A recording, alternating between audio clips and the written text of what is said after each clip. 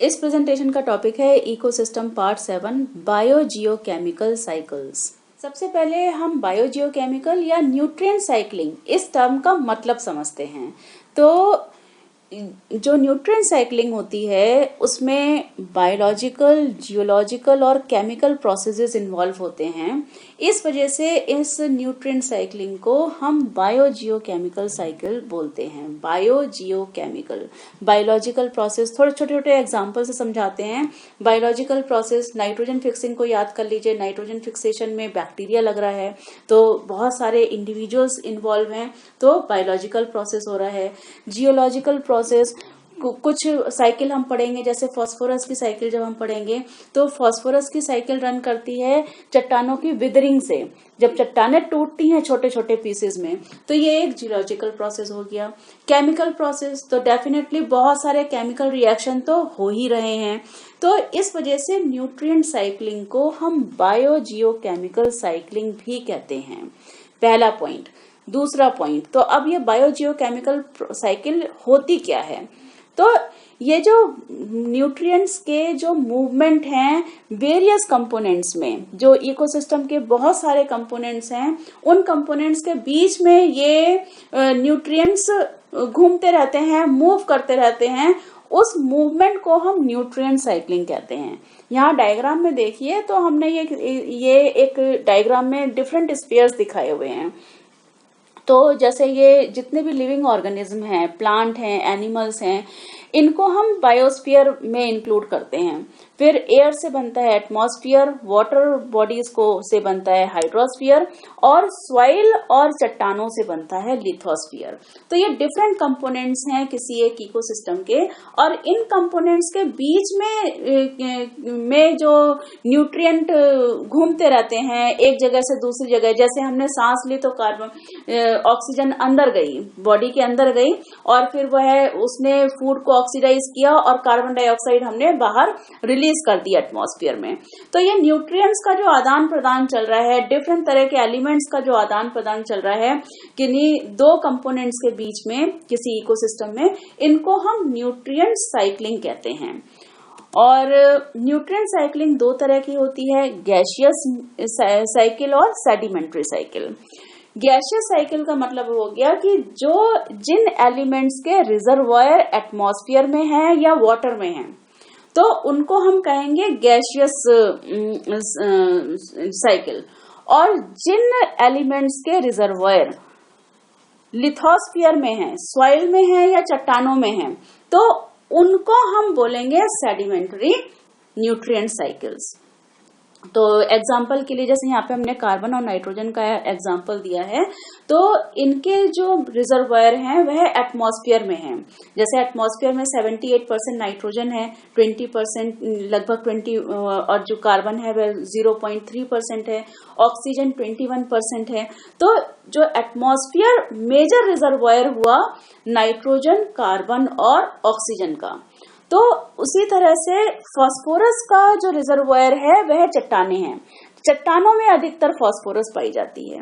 तो ये जो एलिमेंट्स जितने भी हम डिस्कस करेंगे, इनके रिजर्वायर कहाँ पर हैं, कौन से कंपोनेंट में, इकोसिस्टम के कौन से कंपोनेंट में इनके रिजर्वायर एग्जिस्ट करते हैं। तो उस बेसिस पर न्यूट्रिएंट साइकिल दो तरह की होती हैं, गैसियस न्यूट्रिएंट साइकिल और sedimentary nutrient cycle. Nutrient cycling से रिलेटेड कुछ और इम्पोर्टेंट पॉइंट्स डिस्कस करते हैं। तो सबसे पहले तो हम फंक्शन ऑफ रिजर्वायर डिस्कस करते हैं कि रिजर्वायर का क्या फंक्शन होता है। तो रिजर्वायर बहुत इम्पोर्टेंट रोल प्ले करता है। यह बायोलॉजिकल वर्ल्ड में अगर किसी एलिमेंट की डेफिशिएंसी हो जाए तो वह रिजर्वायर ही पूरी करेगा उस पर्टिकुलर न्यूट्रिएंट की डेफिशिएंसी को। बहुत इम्पोर्टेंट फंक्शन होता है रिजर्वायर का। और दूसरा जो पॉइंट हम बताना चाहेंगे अपने स्टूडेंट्स को वह है, यह है एक term standing state. Standing state का मतलब होता है किसी भी एक इकोसिस्टम में डिफरेंट न्यूट्रिएंट, इनऑर्गेनिक जो न्यूट्रिएंट्स हैं, nitrogen, carbon, oxygen, calcium, phosphorus, इन सब का अमाउंट क्या है किसी एक पर्टिकुलर इकोसिस्टम में। तो इन इनऑर्गेनिक न्यूट्रिएंट्स का अमाउंट किसी पर्टिकुलर इकोसिस्टम में, उसको हम कहते हैं स्टैंडिंग स्टेट। तीसरा इम्पोर्टेंट पॉइंट कि ये जो इनऑर्गेनिक न्यूट्रिएंट्स हैं, इनका अमाउंट वेरी कर सकता है डिफरेंट इकोसिस्टम्स के बीच में, और इवन सीजनल बेसिस पर भी वेरी कर सकता है। समझते हैं, एग्जाम्पल से समझते हैं। जैसे हम ओशन का इकोसिस्टम पढ़ते हैं, तो जो ओशन के इकोसिस्टम में नाइट्रोजन की डेफिशिएंसी होती है हमेशा। तो इसका मतलब ये हो गया कि जब हम ओशन में स्टैंडिंग स्टेट पढ़ेंगे तो वहां देखेंगे कि नाइट्रोजन थोड़ा कम मात्रा में पाया जा रहा है जो टेरेस्ट्रियल इकोसिस्टम है उसकी अपेक्षा। तो इस तरह से इनऑर्गेनिक न्यूट्रिएंट्स वेरी कर सकते हैं किसी इकोसिस्टम में। जैसे डेजर्ट में भी जो इनऑर्गेनिक न्यूट्रिएंट्स हैं वह उनकी मात्रा, उनका जो अमाउंट है वह कम होगा। और सीजनल बेसिस पर भी किसी एक ही पर्टिकुलर इकोसिस्टम में वेरी कर सकता है न्यूट्रिएंट्स का अमाउंट। जैसे कि कोई एक टेरेस्ट्रियल इकोसिस्टम है, तो सर्दियों में न्यूट्रिएंट का जो अमाउंट होगा सॉइल में वह कम हो सकता है in comparison to summer season, क्योंकि समर सीजन में डिकम्पोजिशन फास्ट होता है। तो जो न्यूट्रिएंट ट्रैप है डेड ऑर्गेनिजम्स में वह जल्दी रिलीज होता है और सॉइल में अवेलेबल हो जाता है। जबकि सर्दियों में डिकम्पोजिशन का रेट कम होगा, तो न्यूट्रिएंट्स का रिलीज, जो डेड ऑर्गेनिजम्स में जो न्यूट्रिएंट्स ट्रैप हैं उनका रिलीज फिर कम हो जाएगा। तो इस तरह से सीजनल बेसिस पर भी किसी एक पर्टिकुलर इकोसिस्टम में इनऑर्गेनिक न्यूट्रिएंट्स का यानी कि स्टैंडिंग स्टेट डिफरेंट हो सकती है। किसी दो इकोसिस्टम में तो स्टैंडिंग स्टेट डेफिनेटली डिफरेंट हो सकती है, किसी एक पर्टिकुलर इकोसिस्टम में भी डिफरेंट सीजन्स में न्यूट्रिएंट्स का अमाउंट डिफर कर सकता है। तो ये तीसरा इंपॉर्टेंट पॉइंट हो गया। नेक्स्ट है, बहुत सारे एनवायरमेंटल फैक्टर्स हैं जो कि रिलीज ऑफ न्यूट्रिएंट्स को रेगुलेट करते हैं, जैसे मॉइस्चर और पीएच और टेम्परेचर। अगर आप ध्यान दें तो ये जो तीनों जो फैक्टर्स हैं ये फोटोसिंथेसिस को भी रेगुलेट करते हैं और डिकम्पोजिशन को भी रेगुलेट करते हैं। वही जो अभी हमने बात कही है कि अगर टेम्परेचर कम होगा तो डिकम्पोजिशन का रेट भी कम होगा, तो जो न्यूट्रिएंट्स हैं वह बहुत ही कम रेट से रिलीज होंगे रिजर्वायर में। तो इस तरह से ये कुछ इंपॉर्टेंट पॉइंट्स हमने डिस्कस करे हैं न्यूट्रिएंट साइक्लिंग से रिलेटेड। ये सारे कॉन्सेप्ट अगर हमारे क्लियर होंगे तो न्यूट्रिएंट साइक्लिंग को समझना बहुत ही आसान होगा। जब हमने एनर्जी फ्लो की बात करी थी इकोसिस्टम में, तो वहां हमने एक टर्म अपने स्टूडेंट्स को बताया था, स्टैंडिंग क्रॉप, और आज हम अपने स्टूडेंट्स को बता रहे हैं दूसरा टर्म, स्टैंडिंग स्टेट। तो इन दोनों में कंपैरिजन करना बहुत इंपॉर्टेंट है, क्योंकि जो हमारे स्टूडेंट्स बहुत ज्यादा कंफ्यूज हो सकते हैं इन दोनों टर्म्स में। और अगर आप बोर्ड के एग्जाम की तैयारी कर रहे हैं तो वहां पर भी इन दोनों टर्म्स के बीच में डिफरेंशिएशन पूछा जा सकता है। तो रिकॉल कीजिए, जब हमने स्टडी किया था, जब हमने डिस्कस किया था स्टैंडिंग क्रॉप को एनर्जी फ्लो वाले प्रेजेंटेशन में, तो वहां हमने बताया था कि स्टैंडिंग क्रॉप का मतलब होता है amount of biomass present in an ecosystem at a given time. Particular time बताना जरूरी है कि हम कौन से सन में स्टडी कर रहे थे उस इकोसिस्टम से, कि आज से 10 साल पहले की बात है कि प्रेजेंट टाइम की बात है। तो टाइम को मेंशन करना बहुत जरूरी है अपनी स्टडी में। तो स्टैंडिंग क्रॉप का मतलब हुआ कि अमाउंट ऑफ बायोमास, जितने भी लिविंग ऑर्गेनिजम्स हैं तो उनका बायोमास उस पर्टिकुलर इकोसिस्टम में। और स्टैंडिंग स्टेट तो अभी हमने डिफाइन कर ही दिया है, बता ही दिया है कि amount of inorganic nutrients present in ecosystem at a given time. तो ये मेजर डिफरेंस है स्टैंडिंग स्टेट और स्टैंडिंग क्रॉप में। स्टैंडिंग क्रॉप बात कर रहा है बायोमास की और स्टैंडिंग स्टेट बात कर रहा है इनऑर्गेनिक न्यूट्रिएंट्स की। दूसरा इंपॉर्टेंट पॉइंट, तो जब हम बायोमास कह रहे हैं तो इसका मतलब ये लिविंग मैटर की बात कर रहे हैं हम, और जब हम इनऑर्गेनिक न्यूट्रिएंट्स की बात कर रहे हैं तो इसका मतलब ये है non living matter of that particular ecosystem. और तीसरा इंपॉर्टेंट पॉइंट कि जो बायोमास है ये कंटिन्यूअसली सिंथेसिस भी होता रहता है और इसका कंजम्पशन भी होता रहता है। जैसे जो ऑटोट्रॉफ्स हैं वो सिंथेसाइज करते हैं बायोमास और जो हेटेरोट्रॉफ्स हैं वह कंज्यूम करते हैं बायोमास को, जबकि ये जो नॉन लिविंग कंपोनेंट्स हैं यह लिविंग और नॉन लिविंग कंपोनेंट्स के बीच में सर्कुलेट होते रहते हैं। ये जो इनऑर्गेनिक न्यूट्रिएंट्स हैं यह लिविंग और नॉन लिविंग कंपोनेंट्स के बीच में सर्कुलेट होते रहते हैं। तो ये कुछ बहुत ही इंपॉर्टेंट हमने पॉइंट ऑफ डिफरेंशिएशन यहाँ पे डिस्कस करे हैं, बहुत ही कंफ्यूजिंग टर्म्स स्टैंडिंग क्रॉप और स्टैंडिंग स्टेट्स के। इस प्रेजेंटेशन में हम 3 साइकिल्स डिस्कस करेंगे, नाइट्रोजन, कार्बन और फास्फोरस। तो शुरुआत करेंगे नाइट्रोजन साइकिल से। तो सबसे पहले इससे रिलेटेड कुछ इंपॉर्टेंट पॉइंट्स डिस्कस करते हैं। तो सबसे पहले तो नाइट्रोजन फिक्सेशन इस टर्म का मतलब समझते हैं। तो नाइट्रोजन फिक्सेशन का मतलब होता है कि एटमॉस्फेरिक नाइट्रोजन को वाटर सॉल्युबल नाइट्रोजन की फॉर्म में कन्वर्ट करना, मतलब कोई ऐसे कंपाउंड में कन्वर्ट करना नाइट्रोजन को जो वाटर सॉल्युबल है, क्योंकि जब वाटर सॉल्युबल होगा तो प्लांट्स ऐसे वाटर सॉल्युबल नाइट्रोजन को बड़े आसानी से यूटिलाइज कर पाएंगे। तो जब हम एटमॉस्फेरिक नाइट्रोजन को water soluble form of nitrogen में कन्वर्ट करते हैं तो इस बायोलॉजिकल प्रोसेस को हम नाइट्रोजन फिक्सेशन कहते हैं। और यहाँ पे एक क्वेश्चन मैं अपने स्टूडेंट से पूछना चाहूंगी कि अगर एटमॉस्फेयर का आप कंपोजिशन देखें तो एटमॉस्फेयर में तो 78% नाइट्रोजन है। तो इतनी सारी नाइट्रोजन होने के बावजूद भी हमें ये नाइट्रोजन फिक्सेशन की क्यों जरूरत पड़ती है? बायोलॉजिकल वर्ड को नाइट्रोजन फिक्सेशन की क्यों जरूरत पड़ती है? प्लांट्स डायरेक्ट ही नाइट्रोजन क्यों नहीं ले लेते हैं एटमॉस्फेयर से, बिल्कुल उसी तरह से जैसे वह कार्बन डाइऑक्साइड को लेते हैं? तो आंसर यहाँ पे ये है इसका, क्योंकि जो नाइट्रोजन है ये डाइएटॉमिक मॉलिक्यूल है और 2 नाइट्रोजन एटम्स 3 कोवलेंट बॉन्ड से बंधे होते हैं या बॉन्डेड होते हैं। तो इस वजह से ये जो नाइट्रोजन गैस है ये बहुत ही स्टेबल गैस है और 3 ट्रिपल बॉन्ड होते हैं और इन 3 ट्रिपल बॉन्ड को तोड़ना प्लांट के लिए बिल्कुल असंभव है। तो ये काम कौन करेगा और किस तरह किया जाएगा? तो यही सब बातें अभी इस प्रेजेंटेशन में हम डिस्कस करेंगे। तो नाइट्रोजन बहुत स्टेबल होने की वजह से प्लांट इनको डायरेक्टली यूज नहीं कर पाते हैं। तो अब क्या होगा फिर?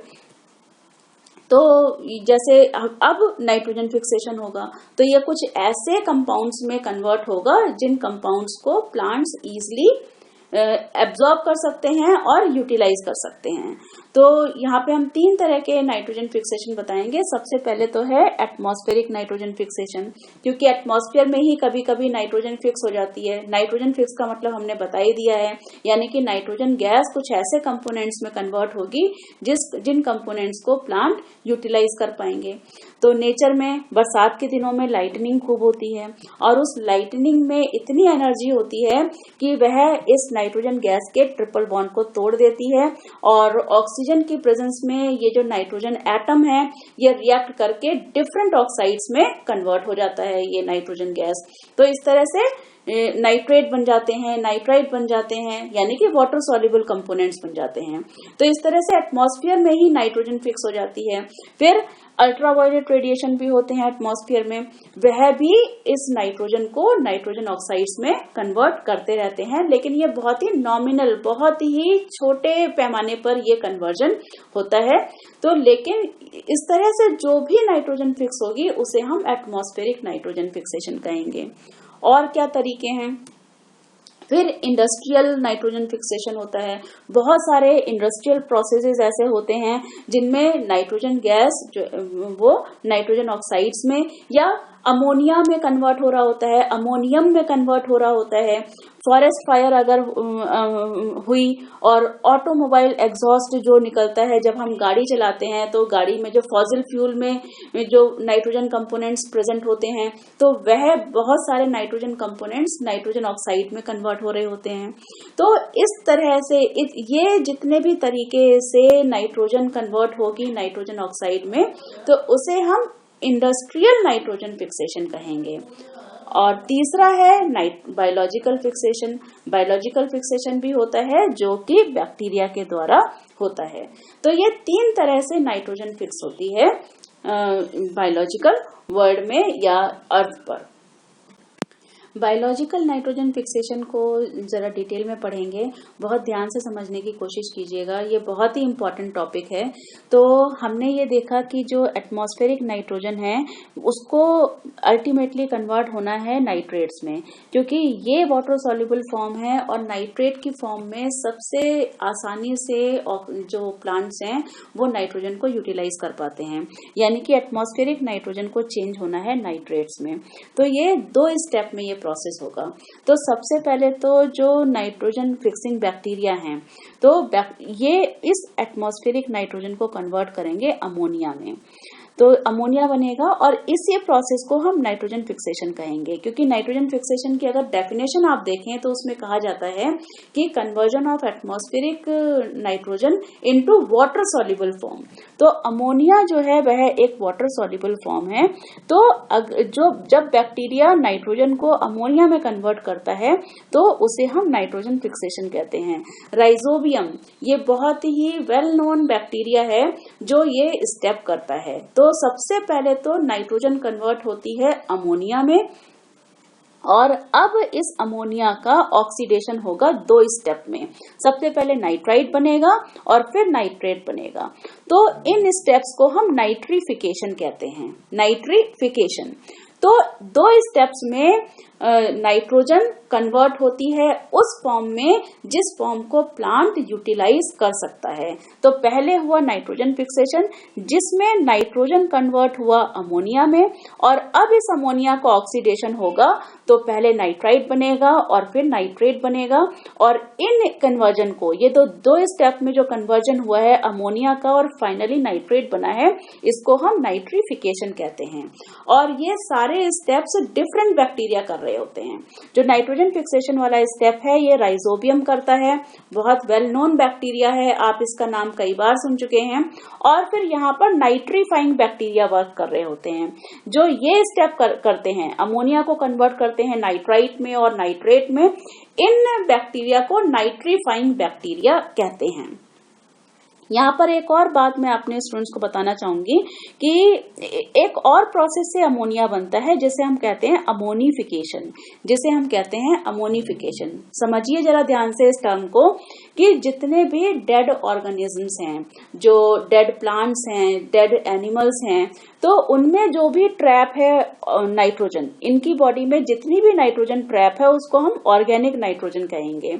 और जो डिकेइंग बैक्टीरिया इन ऑर्गेनिजम्स पे जब वर्क करेंगे तो ये इस ऑर्गेनिक नाइट्रोजन को रिलीज करेंगे अमोनिया की फॉर्म में।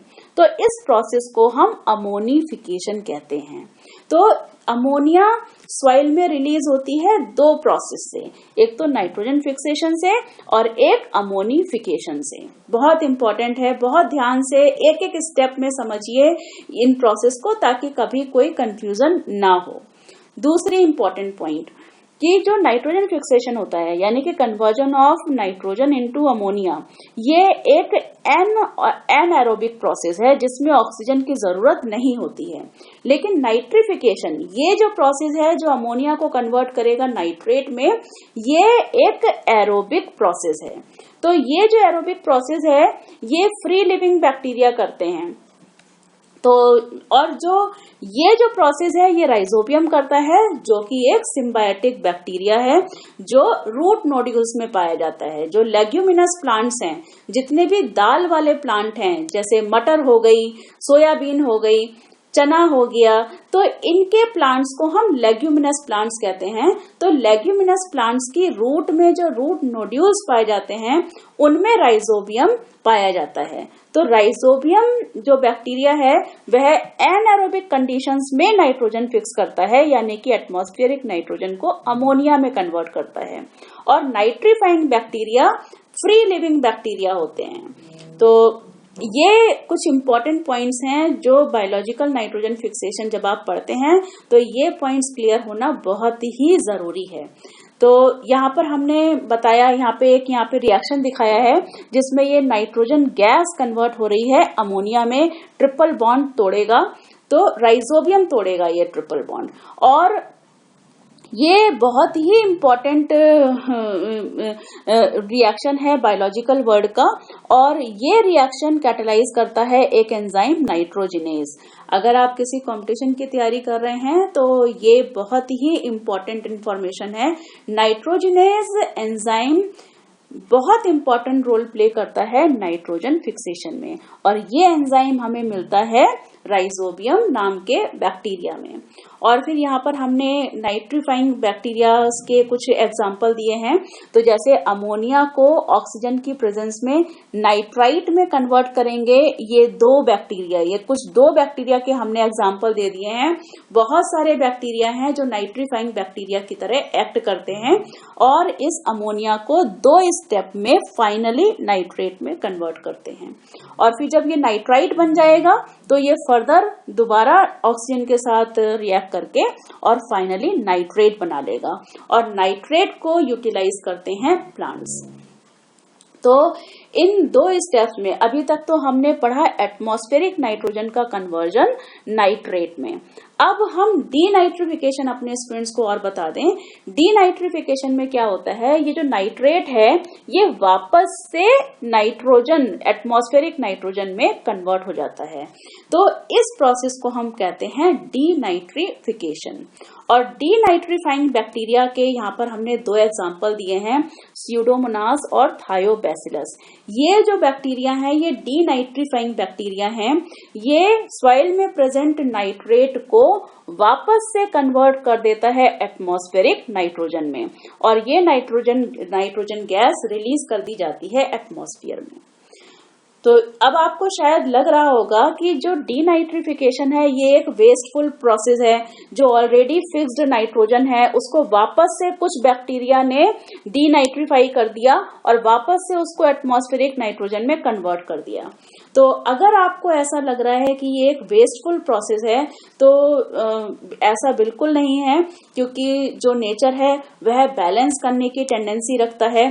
तो अगर कुछ बैक्टीरिया एटमॉस्फेरिक नाइट्रोजन को कन्वर्ट कर रहे हैं नाइट्रेट में, तो कुछ ऐसे बैक्टीरिया भी नेचर ने बनाए जो नाइट्रेट को कन्वर्ट करते हैं एटमॉस्फेरिक नाइट्रोजन में।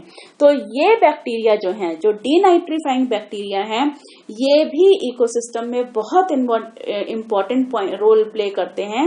वह एटमॉस्फेयर में नाइट्रोजन के रिजर्वायर को बैलेंस रखने का काम करते हैं। तो इस तरह से ये स्टेप्स में, इन स्टेप्स में बायोलॉजिकल नाइट्रोजन फिक्सेशन होता है। अब हम सिम्बायोटिक बायोलॉजिकल नाइट्रोजन फिक्सेशन पढ़ेंगे।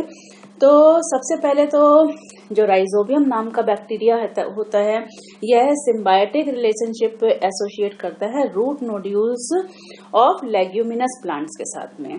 तो अभी अभी हमने कुछ एग्जाम्पल बताए अपने स्टूडेंट्स को, मटर, चना, सोयाबीन, ये सब लेग्यूमिनस प्लांट्स हैं। तो इन प्लांट्स में रूट में नोड्यूल्स बन जाते हैं। आगे डायग्राम में दिखाएंगे रूट नोड्यूल्स। तो उन रूट नोड्यूल्स में ये बैक्टीरिया सिम्बायोटिक एसोसिएशन एस्टेब्लिश करते हैं। और रूट नोड्यूल्स हमने बता ही दिए हैं। और रूट नोड्यूल्स का जो सेंट्रल पोर्शन होता है, उस पोर्शन में एक रेड कलर का सब्सटेंस पाया जाता है जिसे हम कहते हैं लेग हीमोग्लोबिन। क्योंकि ये लेग्यूमिनस प्लांट में है तो इसलिए ये हमने प्रीफिक्स जोड़ दिया लेग, और क्योंकि ये रेड कलर का है इसलिए हमने इसको नाम दिया हीमोग्लोबिन। किसी कॉम्पिटिशन की तैयारी कर रहे हैं तो ये बहुत बहुत इंपॉर्टेंट टर्म है। लेग हीमोग्लोबिन नाम का एक सब्सटेंस रूट नोड्यूल में पाया जाता है। अब इसका फंक्शन देखेंगे। और एक नाइट्रोजिनेज एंजाइम पाया जाता है जो अभी अभी हमने डिस्कस किया था, जो एटमॉस्फेरिक नाइट्रोजन को कन्वर्ट करता है अमोनिया में। तो लेकिन ये जो नाइट्रोजिनेज एंजाइम है ये हाईली सेंसिटिव है ऑक्सीजन के लिए। अगर ऑक्सीजन प्रेजेंट होगी उस रूट नोड्यूल में तो फिर ये रिएक्शन नहीं कर पाएगा, ये एंजाइम इनएक्टिव हो जाएगा, क्योंकि ये एंजाइम केवल और केवल एनारोबिक कंडीशंस में ही वर्क करता है। तो ये एक लिमिटेशन हो गई है राइजोबियम के लिए। तो इस लिमिटेशन को कैसे ओवरकम किया जाता है? तो ये जो हमने लेग हीमोग्लोबिन बताया है, यह ऑक्सीजन स्कैवेंजर की तरह काम करता है। तो जिस रूट नोड्यूल के जिस एरिया में राइजोबियम प्रेजेंट होंगे, तो उस रीजन में ये लेग हीमोग्लोबिन अगर कोई ऑक्सीजन आएगी तो उसको ये खत्म कर देंगे उसको। मतलब ये जो लेग हीमोग्लोबिन है, ये एक एनारोबिक एटमॉस्फेयर बनाते हैं रूट नोड्यूल के अंदर, जिस एरिया में राइजोबियम रहता है, और ये नाइट्रोजनेस एंजाइम की हेल्प से एटमॉस्फेरिक नाइट्रोजन को कन्वर्ट करता है अमोनिया में। तो ये कुछ इंपॉर्टेंट बातें हैं सिम्बायोटिक नाइट्रोजन फिक्सेशन से रिलेटेड। यहाँ डायग्राम में हमने ये रूट नोड्यूल्स दिखाए हैं जो कि रूट पे आउटग्रोथ होते हैं। ये गांठें होती हैं ऐसी बॉल की तरह, छोटी छोटी बॉल्स की तरह ये गांठें होती हैं, जिन्हें हम रूट नोड्यूल्स कहते हैं। और इस डायग्राम में हमने रूट नोड्यूल का कट सेक्शन दिखाया हुआ है, और यहाँ पे देखिए ये रेड कलर का सब्सटेंस इस रूट नोड्यूल में भरा हुआ है जो कि लेग हीमोग्लोबिन है। इस फ्लो चार्ट की हेल्प से हम नाइट्रोजन साइकिल को समराइज करेंगे।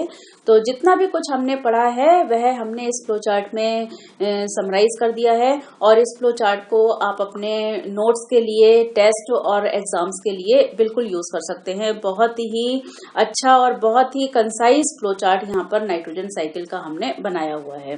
तो ये हमने यहाँ पे एटमॉस्फेरिक नाइट्रोजन दिखाई है जो कि 3 प्रोसेस से कन्वर्ट होती है ये नाइट्रोजन, जो water soluble form of nitrogen में। तो ये बैक्टीरियल नाइट्रोजन फिक्सेशन है, इंडस्ट्रियल नाइट्रोजन फिक्सेशन और एटमॉस्फेरिक नाइट्रोजन फिक्सेशन। तो यहाँ ये इन दोनों प्रोसेस से तो ये अमोनिया में कन्वर्ट होगी और इसका ऑक्सीडेशन होगा, तो यहाँ पे ये नाइट्राइट बनेगा और नाइट्राइट से फिर नाइट्रेट बनेगा। एटमॉस्फेरिक नाइट्रोजन फिक्सेशन में ये डायरेक्ट ही नाइट्रेट में कन्वर्ट हो जाता है। तो ये 3 फॉर्म एग्जिस्ट करती हैं सॉइल में। तो ये सॉइल का ये नाइट्रोजन पूल है, ये 3 फॉर्म में। और फिर ये जो नाइट्रेट है इसको ये प्लांट यूटिलाइज करेगा और प्लांट बायोमास बनेगा। प्लांट को जब कोई एनिमल खाएगा तो एनिमल बायोमास बनेगा। जब ये दोनों ही मरेंगे तो इनमें डिकम्पोजिशन होगा, इनका डिके होगा, और अमोनिफिकेशन के प्रोसेस से इन प्लांट्स और एनिमल्स से ये अमोनिया की फॉर्म में नाइट्रोजन रिलीज हो जाएगा सॉइल में। और यहाँ पर हमने डीनाइट्रिफिकेशन भी बताया था कि कुछ पोर्शन नाइट्रेट का वह डीनाइट्रिफिकेशन के प्रोसेस से वापस नाइट्रोजन की फॉर्म में एटमॉस्फेयर में रिलीज कर दिया जाता है। तो यहाँ पर इस फ्लो चार्ट की हेल्प से हमने नाइट्रोजन साइकिल को समराइज किया है। अब हम फास्फोरस साइकिल डिस्कस करेंगे। तो सबसे पहले कुछ इंपॉर्टेंट पॉइंट्स डिस्कस करते हैं फास्फोरस साइकिल से रिलेटेड। तो सबसे पहले तो फास्फोरस ये जो एलिमेंट है हमारी बायोलॉजिकल वर्ल्ड में कहाँ कहाँ पाया जाता है, पहले तो यही स्टडी करते हैं। तो सबसे पहले तो ये न्यूक्लिक एसिड्स में पाया जाता है, फिर बायोलॉजिकल मेम्ब्रेन्स में पाया जाता है। जो फॉस्फोलिपिड बहुत ही इंपॉर्टेंट कंपोनेंट है सेल मेम्ब्रेन का और जितनी भी बायो मेम्ब्रेन्स हैं। तो इस तरह से जो फास्फोरस है वो बायोलॉजिकल मेम्ब्रेन्स का भी एक बहुत बड़ा हिस्सा है। और फिर एटीपी, जीटीपी या आपने एनर्जी, हाई एनर्जी कंपोनेंट्स आपने जरूर सुना है इनका नाम, तो इनमें भी फास्फोरस पाया जाता है। और फास्फोरस बहुत लार्ज क्वांटिटी में बोन्स में, टीथ में और शेल्स में पाया जाता है। और जो फास्फोरस का जो नेचुरल रिजर्वायर है ये रॉक होता है। ये हम डिस्कस कर चुके हैं कि फास्फोरस की जो साइकिल होती है उसे हम सेडिमेंट्री साइकिल कहते हैं, क्योंकि इनका जो रिजर्वायर है वह रॉक में है। पहाड़ों पे में फास्फोरस का रिजर्वायर है फॉस्फेट की फॉर्म में। फॉस्फेट की फॉर्म में रॉक में ये अवेलेबल होता है फास्फोरस। और जब भी रॉक की विदरिंग होगी, विदरिंग का मतलब होता है जब रॉक बहुत छोटे छोटे पार्टिकल्स में, डस्ट जैसे पार्टिकल्स में जब ये ब्रेक होता है तो उसे विदरिंग कहते हैं। तो जब भी रॉक की विदरिंग होगी तो रॉक से फॉस्फेट रिलीज होगा और या ये सॉइल में आएगा, या उस रॉक से अगर कोई रिवर बह के निकलती है तो रिवर के थ्रू ये फॉस्फेट अब एक्वेटिक बॉडीज में भी आ जाएगा। तो इस तरह से रॉक की विदरिंग से फॉस्फेट रिलीज होता है डिफरेंट कंपोनेंट्स में, या तो हाइड्रोस्फीयर में रिलीज होगा या ये लिथोस्फीयर या मतलब सॉइल में रिलीज होगा ये फॉस्फोरस साइकिल डिस्कस कर रहे हैं। तो उसमें माइकोराइजा के बारे में थोड़ा जानना बहुत जरूरी है। माइकोराइजा फंजाई और प्लांट रूट के बीच का एक सिम्बायोटिक एसोसिएशन है और ये माइकोराइजा प्लांट्स की बहुत हेल्प करते हैं फास्फोरस के एब्जॉर्प्शन में। तो ये माइकोराइजा के बारे में हमने बहुत डिटेल में डिस्कस किया है अडेप्टेशन इन प्लांट्स वाले प्रेजेंटेशन में। तो अगर आप इससे ज्यादा कुछ जानना चाहते हैं माइकोराइजा के बारे में तो उस प्रेजेंटेशन को हमारे देखिए आप। और दूसरा इम्पॉर्टेंट पॉइंट यह है कि जैसे ही प्लांट में फास्फोरस आ गया तो अब प्लांट का बायोमास बनेगा और इस प्लांट को जो हर्बीवोर खाएगा तो अब वह फास्फोरस हर्बीवोर के बॉडी में आ जाएगा और इस तरह से फूड चेन के थ्रू ये फास्फोरस पूरे इकोसिस्टम में फैल जाएगा। और ये जो वेस्ट प्रोडक्ट जो बनाता है, जैसे जितने भी एनिमल्स हैं वह वेस्ट प्रोडक्ट एक्सक्रीट करते हैं और डेड ऑर्गेनिजम्स का जब डिकम्पोजिशन होता है तो इन दो प्रोसेसेस के थ्रू फास्फोरस वापस से सॉइल में रिलीज हो जाता है। तो इस तरह से फास्फोरस साइकिल पूरी होती है। फास्फोरस मूव करता रहता है एबायोटिक और बायोटिक कंपोनेंट्स के बीच में किसी भी इकोसिस्टम के। और ये एक इम्पॉर्टेंट पॉइंट्स हम अपने बच्चों के साथ में, अपने स्टूडेंट्स के साथ में डिस्कस करना चाहते हैं कि कुछ फॉस्फेट डीप सी में भी सिंक हो जाता है। कैसे सिंक होगा, आप ओशन या सी को विजुलाइज कीजिए। तो इस ओशन और सी में पाए जाने वाले जो ऑर्गेनिजम्स हैं जब ये मरते हैं तो ये सिंक होकर सी बेड पर सेटल हो जाते हैं। तो अब ये जो सी बेड पे जो सेटल हो चुके हैं तो इनकी बॉडी में जितना भी फॉस्फेट ट्रैप था वह डीप सी लेवल पर चला गया और इस फॉस्फेट को वापस से साइकिल में लाने के लिए ये सी बर्ड्स बहुत ही इम्पोर्टेंट रोल प्ले करती हैं। कैसे ये इम्पोर्टेंट रोल प्ले करती हैं कि विजुलाइज कीजिए कि कोई एक फिश है, वह डीप सी लेवल पर से कुछ फीड करके आई, डीप सी लेवल पे गई और वहां से अगर कोई कुछ फीड करके आई है और अब वह ऊपर की सतहों पर आ गई और सी में जो ऊपर की सतह पे जब वह फिश आई और उस फिश को इस सी बर्ड ने खा लिया। तो इस तरह से ये सी बर्ड ओशंस में जो ट्रैप है फॉस्फेट उसको वापस से टेरेस्ट्रियल इकोसिस्टम में लाने में बहुत ही इम्पोर्टेंट रोल प्ले करती हैं। तो ये इम्पोर्टेंट पॉइंट है खासतौर से अगर आप किसी कंपटीशन की तैयारी कर रहे हैं तो। इस डायग्राम में फास्फोरस साइकिल को समराइज किया है। तो यहाँ पर देखिए रॉक की विदरिंग से फास्फोरस रिलीज होता है, सॉइल में आता है और इस फास्फोरस को प्लांट्स यूटिलाइज करेंगे और प्लांट्स से फिर ये एनिमल वर्ल्ड में आएगा और प्लांट्स एनिमल्स में जो एक्सक्रीशन होगा उस एक्सक्रीटा का डिकम्पोजिशन और जितने भी ये लिविंग ऑर्गेनिज्म जब मरेंगे चाहे वह प्लांट हो या एनिमल हो तो उनके डिकम्पोजिशन से वापस से फास्फोरस सॉइल में आ जाएगा। तो इस तरह से फास्फोरस की साइकिल कंप्लीट होती है। यहाँ पे थोड़ा सा बताना चाहेंगे कि जितने ये जो फॉस्फेट होता है ये वाटर सॉल्युबल होता है तो कुछ फॉस्फेट वाटर में घुलकर ये सॉइल की बहुत ही डीप लेयर में भी जा सकता है और डीप लेयर में वाटर टेबल होता है, पानी होता है, तो उस पानी में भी घुल जाएगा और खेतों में जो भी फॉस्फेट अवेलेबल है वह ड्रेन होकर नियर बाई किसी वाटर बॉडी में भी जा सकता है। तो इस तरह से फास्फोरस साइकिल हमें नेचर में देखने को मिलती है। अब हम कार्बन साइकिल से रिलेटेड कुछ इंपॉर्टेंट पॉइंट्स डिस्कस करेंगे। तो सबसे पहले तो कुछ फैक्ट्स बता दें अपने स्टूडेंट्स को। तो जो ऑर्गेनिजम्स होते हैं उनका 49% जो ड्राई वेट है वह केवल और केवल कार्बन ही होता है। हम ड्राई वेट क्यों लेते हैं? जब भी हम कंपेयर करते हैं न्यूट्रिएंट्स के लेवल को डिफरेंट ऑर्गेनिजम्स में तो हमेशा हम ड्राई वेट लेते हैं। तो यहाँ पर हम थोड़ा सा अपने स्टूडेंट्स को बताना चाहेंगे कि ड्राई वेट हम इसलिए लेते हैं क्योंकि डिफरेंट ऑर्गेनिजम्स में पानी का परसेंटेज डिफरेंट हो सकता है। तो अगर हम फ्रेश वेट अगर हम काउंट करेंगे तो हम किसी भी सही नतीजे पे नहीं पहुंच पाएंगे। जैसे कि जेलीफिश जो होती है, जेलीफिश 99% वाटर है और ह्यूमन 70% वाटर है। तो अब अगर हम जेलीफिश में पाए जाने वाले कार्बन और ह्यूमन में पाए जाने वाले कार्बन को अगर हम कंपेयर करें फ्रेश वेट से, तो हम किसी भी सही नतीजे पे नहीं पहुंच पाएंगे। तो जेलीफिश का भी ड्राई वेट लेंगे हम और ह्यूमन का भी ड्राई वेट लेंगे। तो अब अगर हम किसी न्यूट्रिएंट की परसेंटेज को कंपेयर करते हैं जेलीफिश और ह्यूमन के, तो अब हम किसी सही नतीजे पे पहुंच पाएंगे। तो पहला इंपॉर्टेंट पॉइंट ये हो गया। दूसरा ये है कि जितना भी ग्लोबल कार्बन पाया जाता है बायोलॉजिकल वर्ल्ड में, उसका 71% कार्बन ओशन में है। बिल्कुल भी सरप्राइज होने की बात नहीं है, क्योंकि अगर आप ऐसे भी देखें तो 70% of the earth is ocean. तो जब 70% और ओशन में भी बायोलॉजिकल वर्ल्ड है, तो 70% ऑफ द कार्बन वो ओशन में ही पाया जाता है।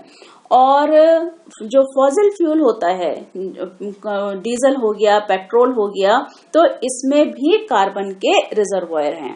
तो ये कुछ एक इम्पॉर्टेंट पॉइंट्स हमने डिस्कस करे हैं, ये छोटे छोटे फैक्ट्स हमने बताए हैं जो कि कार्बन साइकिल के से रिलेटेड कुछ इम्पॉर्टेंट पॉइंट्स हैं। हम ये बात डिस्कस कर ही चुके हैं कि कार्बन का जो रिजर्वायर है वह एटमॉस्फेयर है, और रेस्पिरेटरी एक्टिविटी के थ्रू जितने भी ऑर्गेनिजम्स बायोलॉजिकल वर्ल्ड के हैं वह रेस्पिरेटरी एक्टिविटी के थ्रू कार्बन डाइऑक्साइड को वापस से उसके रिजर्वायर में रिलीज करते रहते हैं, यानी कि एटमॉस्फेयर में रिलीज करते रहते हैं। तो रेस्पिरेशन एक बहुत इंपॉर्टेंट एक्टिविटी है कार्बन साइकिल से रिलेटेड। और दूसरा बहुत इंपॉर्टेंट एक्टिविटी है डिकम्पोजर्स। तो डिकम्पोजिशन के दौरान डिकम्पोजर्स भी कार्बन डाइऑक्साइड को वापस से एटमॉस्फेयर में रिलीज करते रहते हैं। और जो भी कुछ फिक्स्ड कार्बन है वह ओशन बेड में सेटल हो जाता है। ये पॉइंट हम पहले भी डिस्कस कर चुके हैं कि जितना भी बायोलॉजिकल वर्ल्ड में कार्बन फिक्स हो चुका है उसका कुछ पोर्शन ओशन बेड में सेटल हो जाता है, वह सर्कुलेशन से रिमूव हो जाता है, सर्कुलेशन से उतना कार्बन हट जाता है। कैसे हट जाता है बता ही चुके हैं कि ओशन में पाए जाने वाले ऑर्गेनिजम्स जब भी मरते हैं वह सिंक होकर सी बेड या ओशन बेड पे सेटल हो जाते हैं। तो इस तरह से कुछ पोर्शन कार्बन का वह सर्कुलेशन से रिमूव हो जाता है। और ह्यूमन एक्टिविटीज बहुत इंपॉर्टेंट रोल प्ले करती हैं कार्बन साइकिल को इन्फ्लुएंस करने में। जैसे कि जो डिफॉरेस्टेशन हो रहा है, तो डिफॉरेस्टेशन भी ह्यूमन एक्टिविटी है, और फॉसिल फ्यूल का बर्न होना, तो इन सारी एक्टिविटीज से एटमॉस्फेयर में कार्बन डाइऑक्साइड का रिलीज का जो रेट है वह बढ़ता है। तो ह्यूमन एक्टिविटीज भी बहुत हद तक कार्बन साइकिल को इन्फ्लुएंस करती हैं। इस डायग्राम में हमने कार्बन साइकिल को समराइज किया है। तो यहाँ देखिए, तो दो प्रोसेस, फोटोसिंथेसिस और रेस्पिरेशन, ये दो प्रोसेस बहुत इंपॉर्टेंट रोल प्ले करते हैं कार्बन साइकिल को रेगुलेट करने में। फोटोसिंथेसिस के प्रोसेस से नेचर से जो एटमॉस्फेयर में जो कार्बन डाइऑक्साइड है वह फिक्स होती है, बायोलॉजिकल वर्ल्ड में आती है, और एक बार जब कार्बन डाइऑक्साइड फिक्स कर ली जाती है प्लांट्स के थ्रू में, तो अब ये फूड चेन के थ्रू पूरे इकोसिस्टम में फैल जाएगी। और जब भी ये एनिमल्स, जो एनिमल्स हैं या जितने भी ऑर्गेनिजम्स हैं, उनमें जो रेस्पिरेशन होता है उसके थ्रू कार्बन डाइऑक्साइड वापस से अपने रिजर्वायर में रिलीज होती है, यानी कि एटमॉस्फेयर में आती है। और जब ये एनिमल्स या प्लांट्स मरेंगे तो इनका डिकम्पोजिशन होगा, और उस डिकम्पोजिशन से भी कुछ कार्बन डाइऑक्साइड वापस से एटमॉस्फेयर में आ जाएगी।